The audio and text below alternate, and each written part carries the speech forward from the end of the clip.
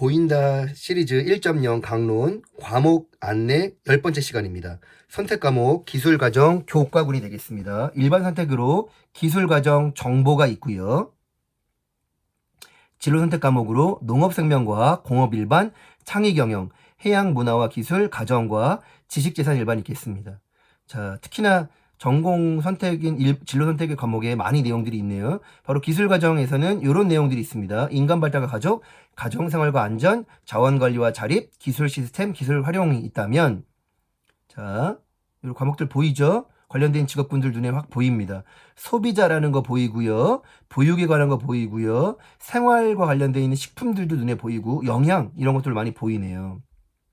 자, 기술과정 분야입니다. 보건 분야도 여기에 같이 포함되어 있습니다. 자, 정보입니다. 정보. 이번에는 이제 지식, 정보화 사회, 컴퓨터, 소프트웨어 이런 것들이 눈에 보이겠네요. 바로 데이터들이 눈에 들어오겠죠. 바로 프로그래밍, 컴퓨팅 사고들이 눈에 보입니다. 자, 이런 부분들이 일반 선택 과목이라면 이제 진로 선택 과목으로 뒤로 넘어가서 하나씩 살펴보겠습니다. 농업생명과학입니다. 자, 농업생명과학은 농업과 농촌, 농업생명과학기술, 농업 관련되어 있는 진로입니다.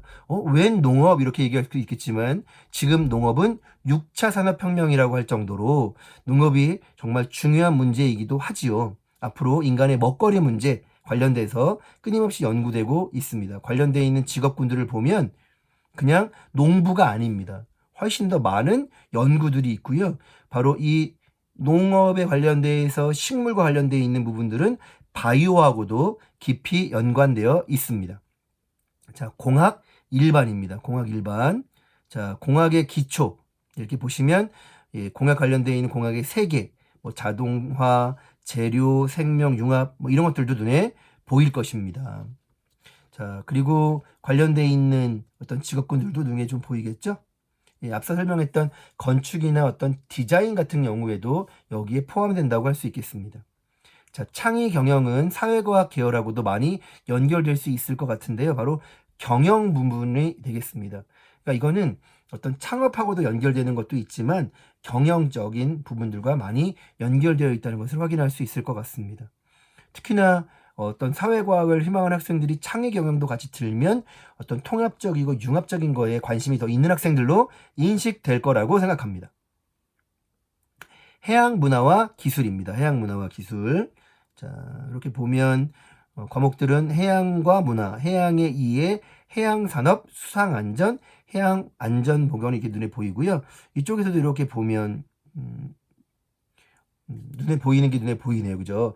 해양과 관련되어 있는 바다가 또 무한한 보고이기도 하지요. 자, 가정과학입니다. 가정과학.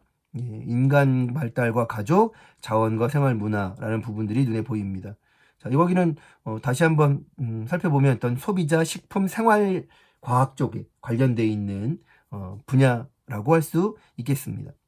마지막 지식재산 일반입니다. 저작권 같은 경우에 요즘 특히 많이 강조하잖아요. 어떤 특허 발명했을 때 지적재산권, 지식재산권이 매우 중요하죠. 이거에 관한 내용이 되겠습니다. 소프트웨어 계열 쪽으로 희망하는 학생들 이거에 대해서 수업을 들어놓으면 참 나중에 도움이 되지 않을까라는 생각이 들고요. 특히나 이 중에는 이제 관련돼서는 법리사, 법무사, 변리사 이런 것들이 다 관련되어 있을 수 있겠습니다.